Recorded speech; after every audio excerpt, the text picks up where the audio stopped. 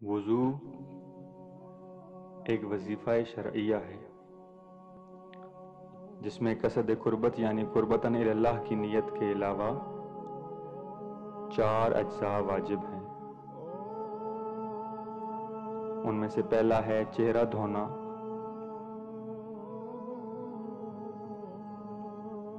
پھر دایاں اور بایاں ہاتھ کوہنی سے انگلیوں تک دھونا، تیسرا جز ہے سر کا مسح، اور چوتھا اور آخری جز ہے دونوں پاؤں کا مسح۔ اور جس طرح کائنات میں ہر چیز کی مخصوص مقدار ہے، اسی طرح چہرہ اور بازو وغیرہ دھونے کی بھی مقدار ہے، اور وہ یہ کہ بال اگنے کی جگہ سے ٹھوڑی کے آخر تک پورے چہرے کو اوپر سے نیچے کی طرف دھویا جائے، اور چوڑائی میں اتنا کہ جو ہاتھ کے انگوٹھے اور بڑی درمیانی انگلی کے درمیان آ جائے، اور احتیاطاً کچھ زائد بھی دھو لینا چاہیے۔ بازو دھونے کی واجب مقدار یہ ہے کہ کوہنی کے جوڑ سے انگلیوں کے سروں تک اوپر سے نیچے کی جانب دھویا جائے، اور اس میں کوہنی کا جوڑ بھی شامل ہے، یعنی کوہنی کے اوپر سے بھی کچھ دھونا چاہیے۔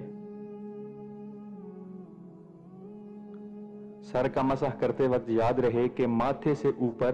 سر کے سامنے والا 1/4 حصہ مسح میں واجب ہے، اور بہتر ہے کہ 3 انگلیوں سے مسح کیا جائے۔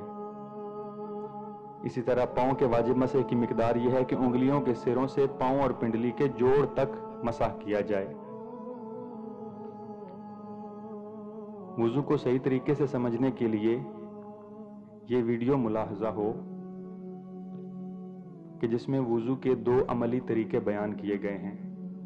وضو کا پہلا عملی طریقہ ہے ترتیبی وضو،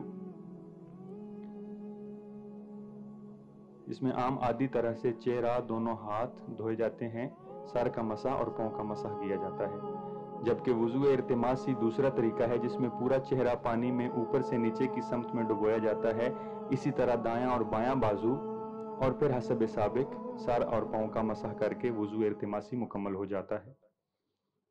وضو کو صحیح طریقے سے سمجھنے کے لیے مرحوم حضرت آیت اللہ العظمیٰ سید ابو القاسم خوئی رحمہ اللہ کا وضو ملاحظہ ہو۔ الذين آمنوا إذا قمتم إلى الصلاة فاغسلوا وجوهكم وأيديكم إلى المرافق وامسحوا برؤوسكم وأرجلكم إلى الكعبين وَإِن كُنتُمْ جُنُبًا فَاطَّهَّرُوا وَإِن كُنتُم مَّرْضَىٰ أَوْ عَلَىٰ سَفَرٍ أَوْ جَاءَ أَحَدٌ مِّنكُم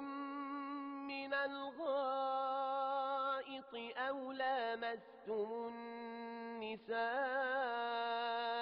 فَلَمْ تَجِدُوا مَاءً فَتَيَمَّمُوا صَعِيدًا طَيِّبًا